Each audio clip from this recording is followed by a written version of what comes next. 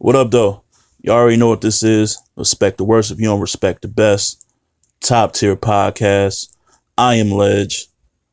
Let's get right off into this, man. I'm talking like 20 minutes ago, maybe less than that. Just went down was RBE's Pearly Gates 3 card. It was available on Watch Battles. Shout out to Avocado for always doing like the job necessary to get the stream running right and get these battles in and out. For the most part, up until the main event, it was pretty quick transitions from one battle to the next. Shout out to ARP, Lawrence, and everybody over there. Really solid card. There were battles outside of the big four battles on the main card. It wasn't that I wasn't looking forward to seeing them because I try to watch everything, as you guys know, but I was busy doing other things at the time. But let's get right off into this, man. Like some predictions that I had of the four big battles. I had going into the battle, I had Oops beating Craig Lamar 2-1, right? I had Ill Will to beat Sirius 2-1. I had Calico to beat Big K 3-0. I thought he was just going to 30 him. And I thought Math, because I just felt like the person who got more to say in this battle was going to win. This was a grudge match, but the grudge was coming more from Math. So I felt he was going to win 2-1. Looking back on my predictions, I felt like I was 3 out of 4 on predictions. And I'm just going to go in order, man. I'm going to go in order starting with the first battle that was up, which was Oops versus Craig Lamar. As you guys know, my predictions, I don't give away, material. I'm just giving you what just the reference of how the battle went and the dynamics and what each battler presented and the pros and cons of why I felt like somebody won and somebody lost, right? So with Oops versus Craig Lamar, I think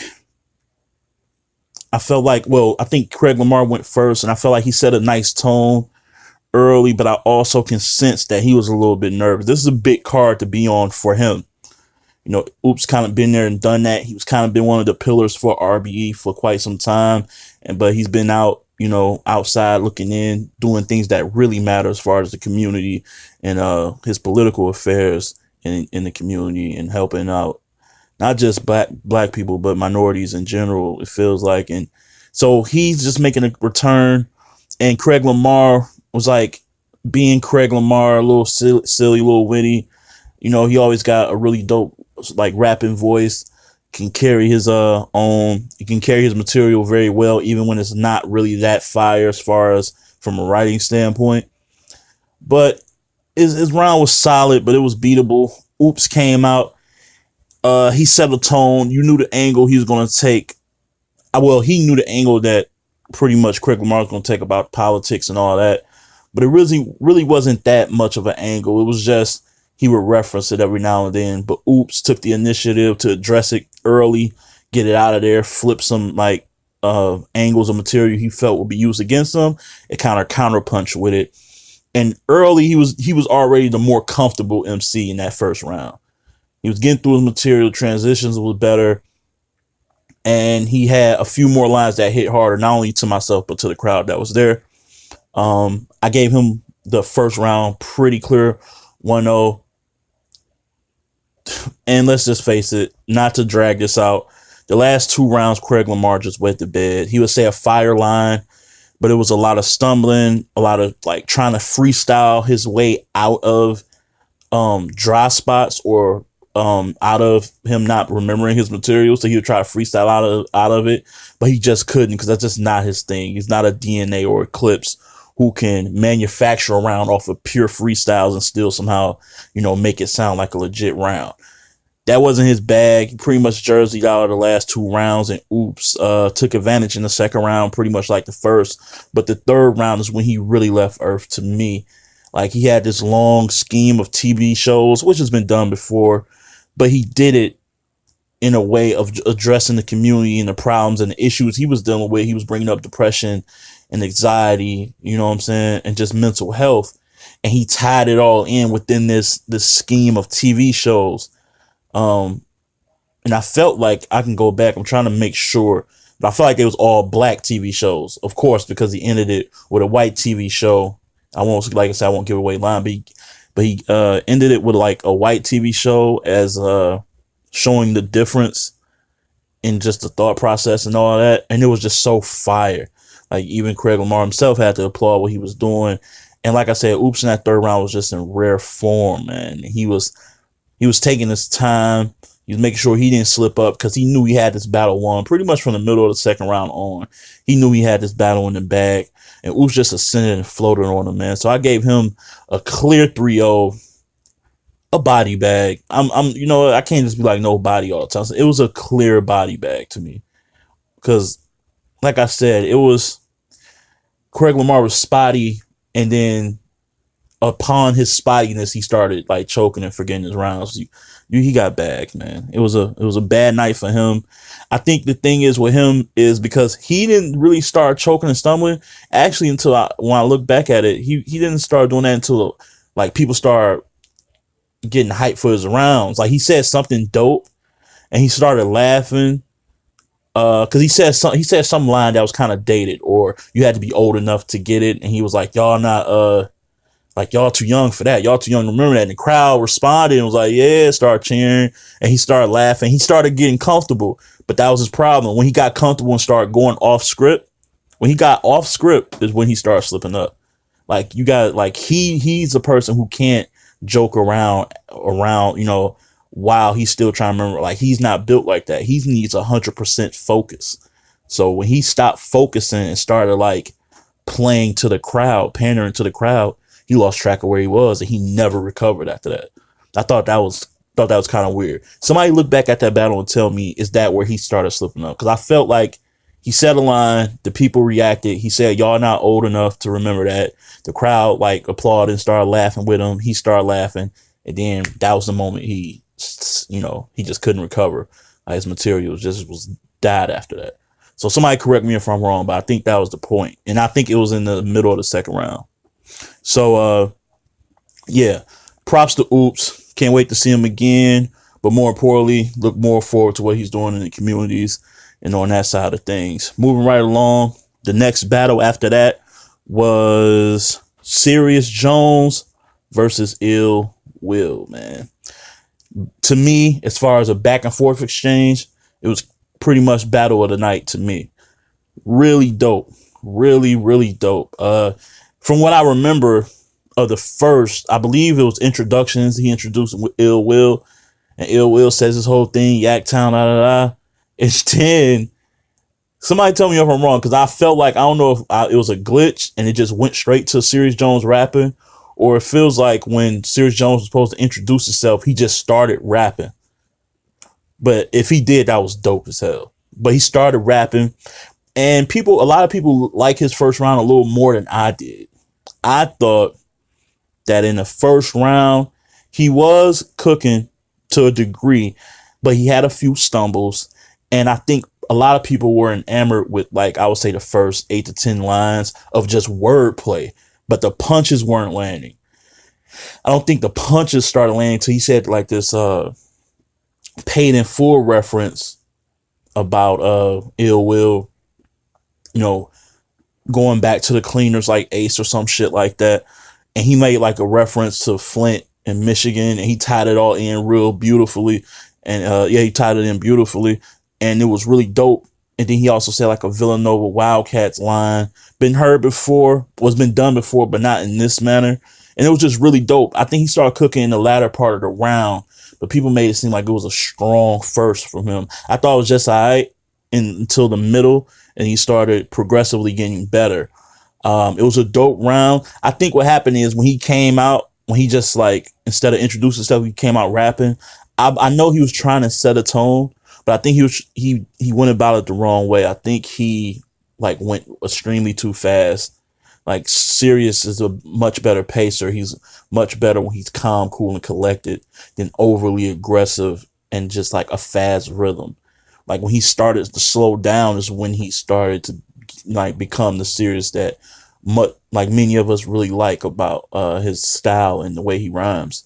But his wordplay, the whole battle was like ridiculous. Like he's really good at like chaining words together and flipping words. So the first round was solid, really solid. Don't get me wrong, it was dope, but it was beatable.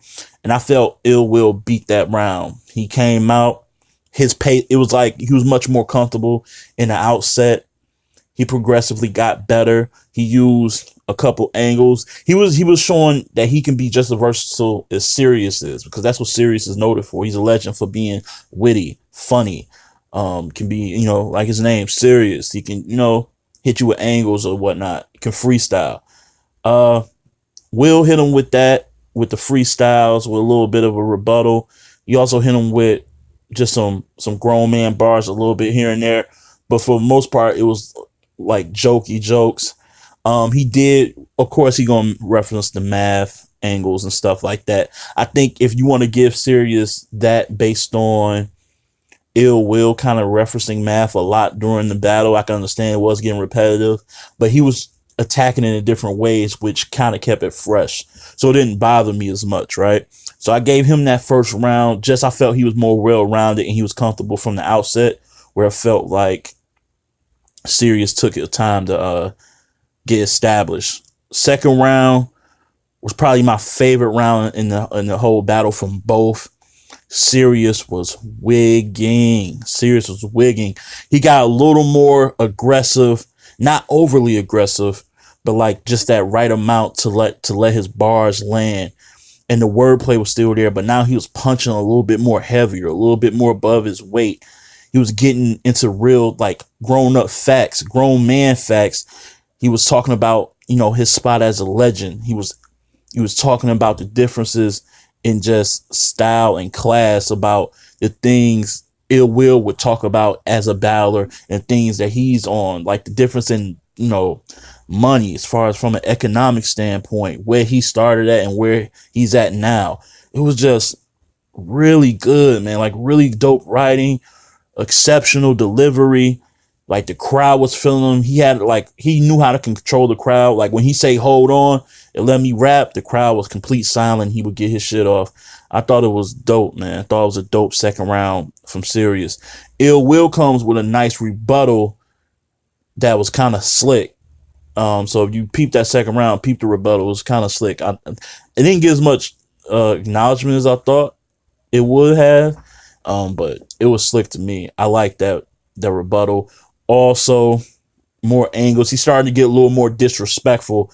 Ill Will figured he couldn't rap him, because he just can't out rap Sirius. But he was favoring and leaning on disrespect and some more wittiness and funny lines, which kind of carried him through the second for a really good round.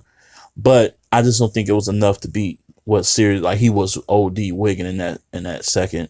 The third's preference, right? So Sirius was more the same in the second, a little more concentrated, a little more focused, a little more direct and personal with angles, a little more serious, and he kind of got through his round flawlessly, effortlessly, and it was a really dope round. Ill Will started off again joking, using I believe that was his brother as a prop to reenact the whole math and Sirius Jones altercation, with Ill Will being Sirius Jones, and he had his brother say the line that math said, and it was funny as hell. So just off the creativity to like kind of, I don't know, repackage that whole angle but make it funny again is really tough to do. So you kind of get points for that. And then once again, Will was showing his versatility by being able to keep you entertained in different ways, whether it be with jokes or whether it be with really strong, hard bars, or whether it be with disrespect. So I just based it off versatility alone, and I feel like a little bit more of his material was hitting that third than Sirius Jones. I gave the battle to Ill Will 2-1, pretty much like I had in my predictions, but really good battle. I think Sirius Jones got a home at RBE. Like that crowd, the way his voice can carry in that club drum, and just his style as an MC, I think he'd be really a good staple for there. Like, I think he need to work out a deal where he on there more often. Like, he felt like I've seen him on there a lot of times, even though I really haven't. Like, he just fit that That's like a perfect league for him. I'm not so sure about KOTD, and I'm definitely not sure about Smack. But RBE seems like a home for him. He needs to capitalize on that. Dope battle, though, from both. But I got Will winning that 2-1. Moving right along. Yo, want to talk to you real fast about Anchor, all right? Anchor is a one-stop shop for recording, hosting, and distributing your podcast. Best of all, it's 100% free and ridiculously easy to use. And now Anchor can match you with great sponsors too, so you can get paid to podcast. That's pretty dope, right? All you have to do is go to anchor.fm/start. Once again, that is anchor.fm/start. You'll get acclimated. Look, man, on here, there's podcasts for literally everything. Food, movies, entertainment, health, fitness, you name it, they got it. So why don't you come on in, grab a seat, and start podcasting soon. Moving right along, man. Big K versus Calico. And this is the one I was like, I just don't think Big K cares anymore. I think he was going to get, I thought he was going to get 30 pretty much. I don't think I ever said body bag. I just didn't think he could run around versus Cal, who's seasoned, who can command the crowd like no other, and who's just a legendary vet who always, for the most part, is prepared. So going into that, that's how I had it. I'll eat the crow. I'm completely wrong. Big K was focused, and I went against my own like method and my own kind of theme that I go with when I say you always should just choose. It's in your best interest to choose the battler who wanted the battle more. Like I said, John wanted the battle versus Hollow. DNA wanted that battle versus Mickey. Math wanted this battle versus Hollow. So I'm kind of, foreshadowing. And it always leads to the person who wanted the battle winning. Not always, but in most cases, right? So I went against my own conventional wisdom with this. And so Cal comes out really revved up, strong first, solid first. He was going to do the whole white boy angle, which was cool. He was kind of alluding to how much it was hard for him to even get amped up for this battle, and his angles were good, solid. I just don't think he was landing at a consistent rate, but when he landed, it was hard. Like the bars he had, when they landed, they hit hard. Because Cal is one of those guys who's not really a puncher per se, but when he can string some shit together, it lands different because it's Cal saying it. You get what I'm saying? Like his authenticity, and his, just his real life nature and his presence, being a tall dude who can get physical, it just can overwhelm you. It's overpowering. And he used every bit of that in that first round. He was talking to that man. And I was like, this is a beatable round, but I still didn't think Big K could beat it though. Like it was one of those rounds, like it's beatable, but I don't trust Big K to be the guy that can beat this round. I was wrong. Out the gate, punching his head off. Some will land it, but see, this is the thing. It's a gift and a curse. When you punch that much, enough of it will land. So that's why you can never fault a guy for back-to-back punching. Because if you a good writer, some of them are going to land. They got to. And yeah, that's really all I can say about his round. It was fire. It was a fire first. And it was weird because I felt like he won the crowd, a crowd that probably was there to root for Cal. Because I felt like when Cal was saying things that wasn't necessarily that fire to me, the crowd was kind of eating it up. Or even when he was having build-ups, the crowd would go, yeah, and Cal would have to stop a bit. And I'm like, damn, he didn't even say nothing yet. It's like they were there anticipating Cal to wig out and go, crazy. Like they was trying to hype up the fire before it even came. With Big K, it was kind of like a wait and see. Like the crowd didn't really start realize he was cooking. He was cooking from the gate, but they ain't really giving that just due until midway in his first. And so it was a little bit weird to me.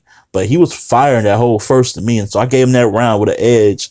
Round one, definitely. Round two, Cal stepped it up a notch. And he was a little more bar heavy as opposed to just grown man bars talking direct. He was a little more bar heavy. He relied less on, and then the thing about Cal is I don't really consider him an angler. So like when he's using these angles about, you know, being white and slavery and all that shit, it wasn't really hitting me. Like I would rather, if somebody's going to do that to Big K, I would like prefer a B Dot or somebody. That's just me. But you know, he stepped it up. He stepped it up big time. He had one of the better lines of the battle in that second round. So when you check it out, you will know, because they got a hell of a reaction. And yeah, man, the way he structured his round in that round was pretty spot on, man. That's like one of those, it's hard to beat that round no matter what you do. But I said that in the first round, right? So could Big K do it again? No. I felt, honestly, he can tell us it wasn't, but I felt like that was just some classic. And Rex was in the building. Rex was supporting Cal. He was right behind Cal, right? T-Rex. I felt like Big K either knew that and wanted to pay homage to T-Rex, because his ass started spitting mixtape bars that it came across to me. Because he definitely will cook on Verbal Warzone. If y'all don't holler at Big K, y'all doing yourself a disservice. Because his ass sounded like he was rhyming straight on a beat that's already been produced and mixed and mastered. No lie. Second round, Cal won the second round, man. Like, I don't care. He was, yeah. Dude was just rapping a bunch of mixtape shit. And I don't even know if it was a recent mixtape. But anyway, going into the third, Cal tries to apply pressure again. He's in his face. He's talking to him. But I don't know, man. I don't know. I just think Cal took this battle lightly. Or maybe he got another battle coming up. And this is like that classic case where Verb, when it gets Pat Stay, and didn't like, he showed you flashes, but you didn't really see what he was really working with until he went against Mook. I feel like Cal got something set up bigger than this, because yeah, his voice is going to always be there. His level of stage presence and his performance and how he delivers his shit is always going to be crisp. But the material, the content just wasn't there all the way. It was a good third round, though. It was better than I would say it was better than his second round. Even though he won the second round, I actually like his third a little bit better. But the problem was Big K didn't rap yet in that third. And when Big K went, that was clearly, to me, his best round of the night. And he was going crazy, bro. He was going crazy. He was. I'm not gonna lie. No lie. Listen, I said he was gonna get 30, so I'm not here to front. He was wigging out, man. He was wigging out. Everything. And it's nothing to really break down. It's classic Big K, but just a little more current with how people are punching now. Wasn't too many likes, or maybe it was, but maybe he just disguised them better. I'm not sure. But I don't know. He was punching and his rhythm was so good. Now, he wasn't rapping on beat to this. These definitely wasn't mixtape lines. But it was just a really sharp, and he was snapping, man. He was snapping. Like I said, it's worth a watch. It's worth a watch. That was a pretty good battle, too. But overall, like I said, I'm going to get that to Big K 2-1. Sorry to do that to my fellow Detroit native, but yeah, man, I gotta be all the way honest. And here we go, man. Main event. Now, this is what I was saying. The battles had nice transitions as far as time was concerned. Like, you didn't have to wait too long, maybe 5 minutes tops, maybe 5 to 7 tops before the next battle came on. This shit took maybe like 20 to 30 minutes, and I was like, what's going on? Like, what's the issue? So I was hearing, and I don't want to like say this for sure, but I was hearing that there was an altercation between Serious Jones and Math, because maybe it could have been based off the face-off issues that happened between not Iron, but between Math and Serious, or it could have been because of during Serious Jones, I want to say his third round versus Ill Will, he kind of brung up Math and was talking about shooting a fair one after, I'll be outside, like making like these like idle threats that, was unnecessary, but whatever. So maybe they addressed that situation. It could be a complete farce, man. It might be a rumor that wasn't true. I haven't heard from anybody that's actually there. But I was just gonna chalk it up to maybe just some technical difficulties, or maybe there was also talks of Mav and Hollow's entourage trying to basically just fill up the stage like they're at a concert, and so they had to get that dealt with. I'm probably just chalking it up to that until I hear otherwise. But yeah, man. So the battle starts. Hollow gets to go first. Oh, wait, excuse me. No, yeah, Hollow goes first. Hollow does go first, and he starts out a little bit slow. You don't know if he's going to address the situation right off the bat from getting personal. He kind of goes into it a little bit, but he starts just kind of using like nice little bars, a little bit of wit, being slick with the rhymes. And then he kind of stops and asks the crowd, like, oh, y'all ready for me to get personal? And he brings up the dead situation, uses a dope line. His first was dope. Don't get me wrong. Hollow first was dope.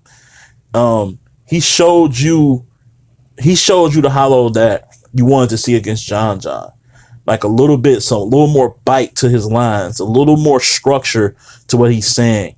Less trying to be creative as far as everything else but within your writtens. Like props and, trying to like do all this other stuff that doesn't have to do with you actually writing directly towards your opponent. We was looking for more of that, and he came with a laser-like focus in that first round. He got through his material really well. I thought, some of his build-ups were a little dry, but the lines landed.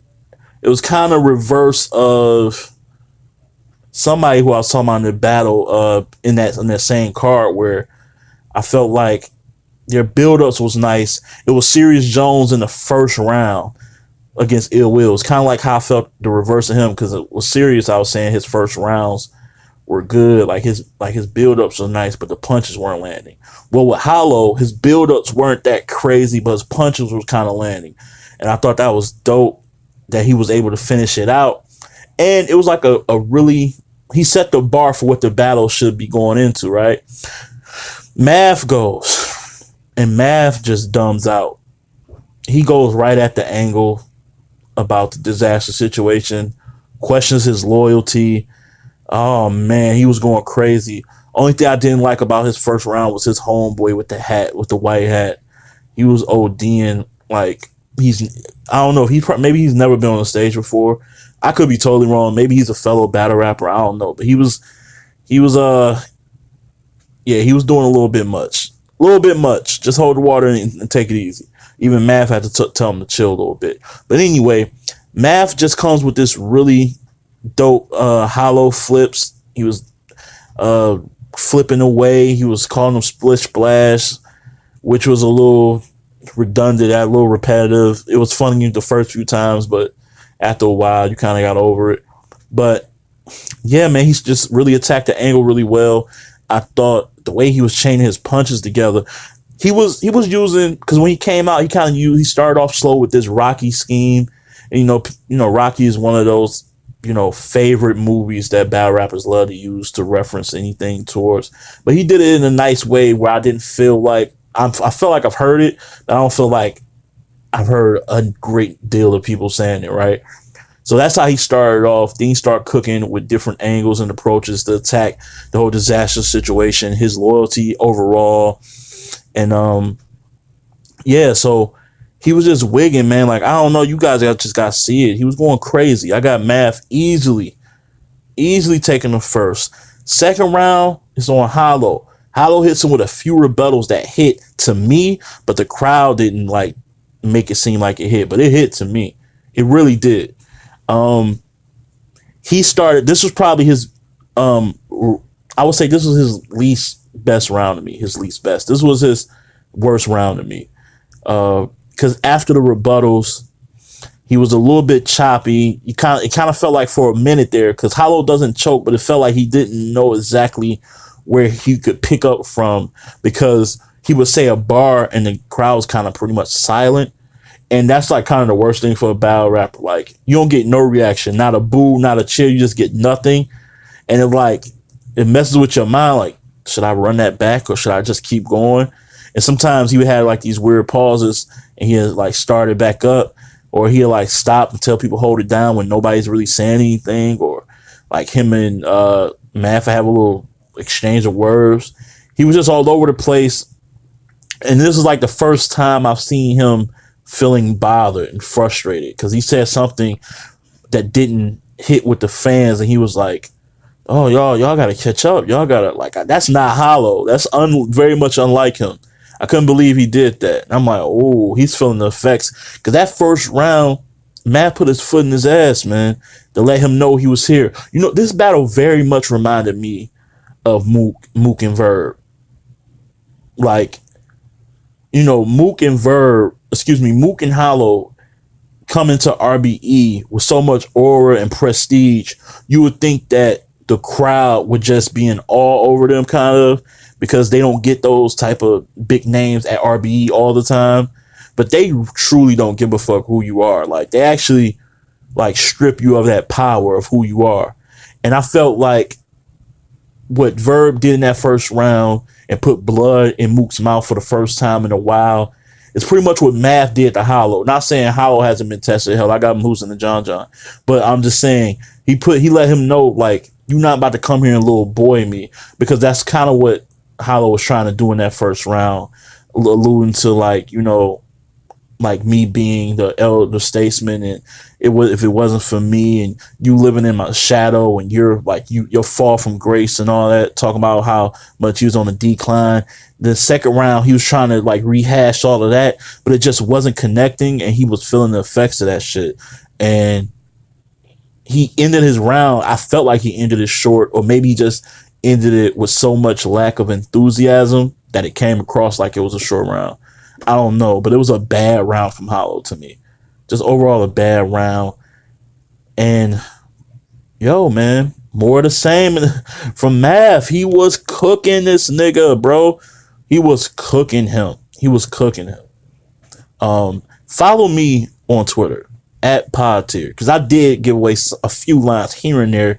So if you want to see anything like that, you can check it out. But I don't want to get into the lines, but Math was just flaming him, more of the same. Punches, aggression in his face, like heart-to-heart conversations. Some jokes, some wittiness, some cleverness. No stumbles, no chokes. Like, I like that he wouldn't bring rhymes back and bars back all the way, like on some ab shit, like starting the whole scheme or the whole pattern over again. It's taking them right off when we were. And let's not forget, his first round was long as hell, man. It was like I said on Twitter, man, it was about the NFL draft first 2 rounds long. Like, it was long as hell. Like, I think he was trying to break Mook's record in that third round. I see what he was trying to do. But this battle was unlimited. It's whatever. So he was cooking in that second round, and he was bringing the house down, man. And something happened where I felt like Hollow knew he was losing, and I don't know if that was his brother or cousin, whatever, was behind him and kind of pulled him to the side while Math was rapping. And I don't know if he was trying to give him advice or just trying to throw some type of distraction, but Math wasn't feeling it and trying to break them two up by moving, like putting his hands physically on both on both Hollow and his cousin or representative. It was like, what are y'all doing? Was it this funny business? Why y'all talking through my shit? And so basically ARP had to break it up. It was a nice about 4 to 5 minute like pause in the round where he's trying to break it up, because I guess Math shouldn't have put his hands on Homeboy or Hollow, really. And I really didn't want him to do that because he was cooking him so bad that in my heart and in my head, I'm like, Math might 30 him. And if he ruined this, like, because after he kind of broke up, the fight was breaking up, Math was kind of like, yo, I forgot where I was at. And I'm like, oh, if he choked and he like Jersey out of the second round, he might lose this battle. And that's the exact thing. Like what I said, Craig Lamar. Like, Craig Lamar ain't got the recall or the muscle memory to just, you know, fuck around. He got to focus on his rounds. Same thing with Math. And Math a legend.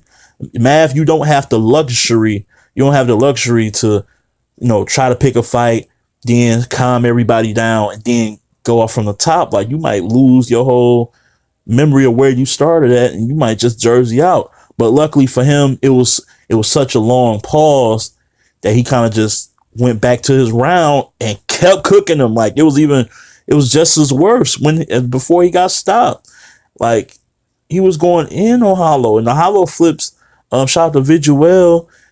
He didn't like the Hollow flips that Math were using. I thought they all were pretty dope. I thought I'd say a good 75 to 80% of them that he used landed.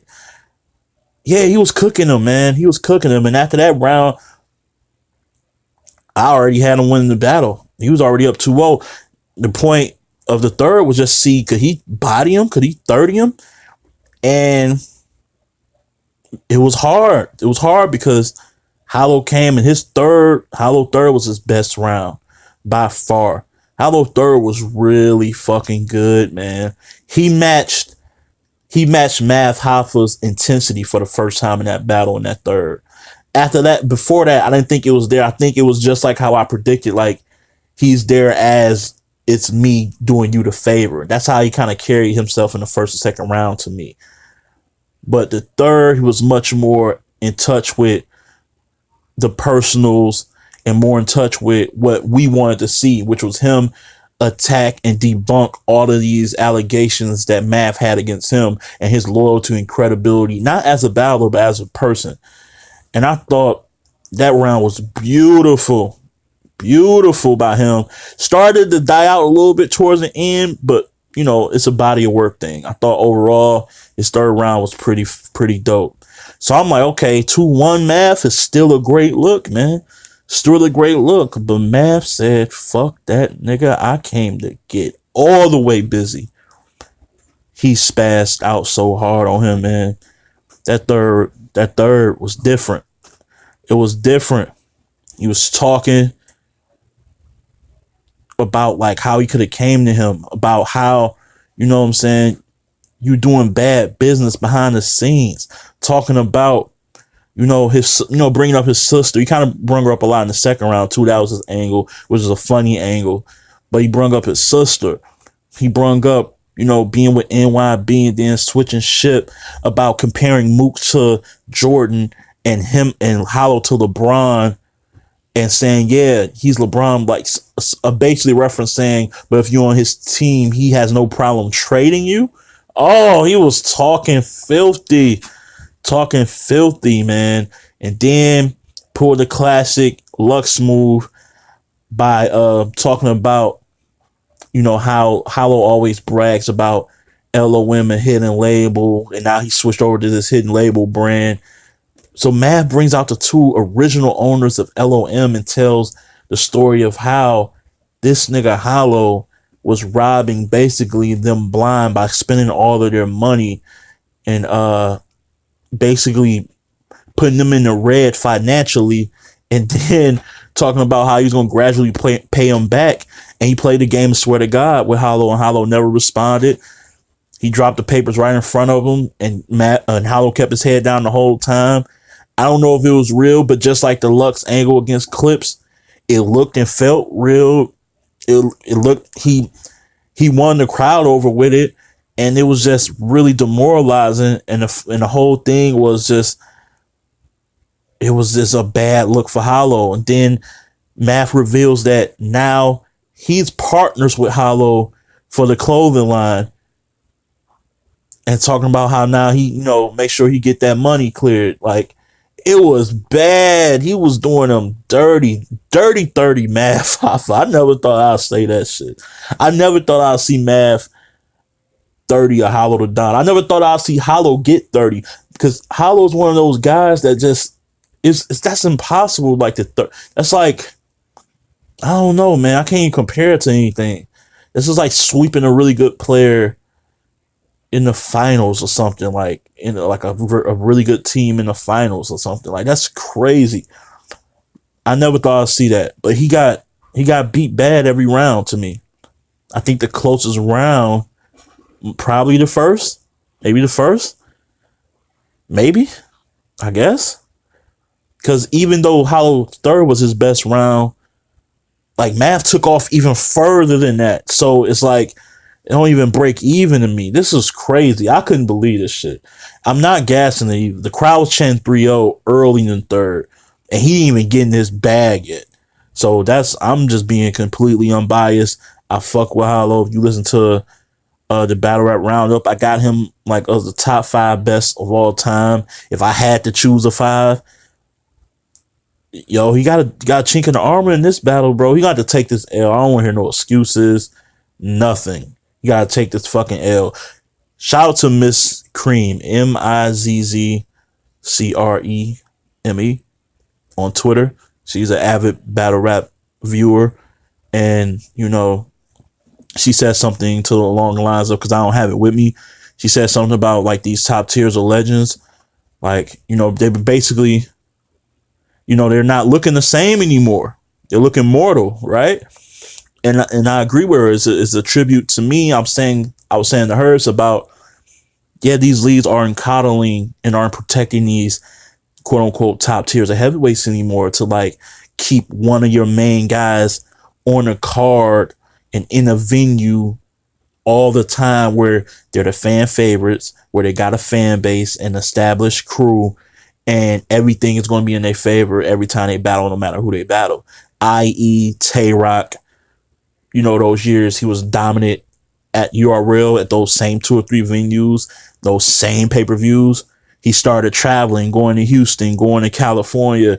The reactions and going to London, the reactions and his level of content and the level of his, you know what I'm saying, bars weren't there, and he wasn't getting the same reaction, and he's taking some L's thus far because of that.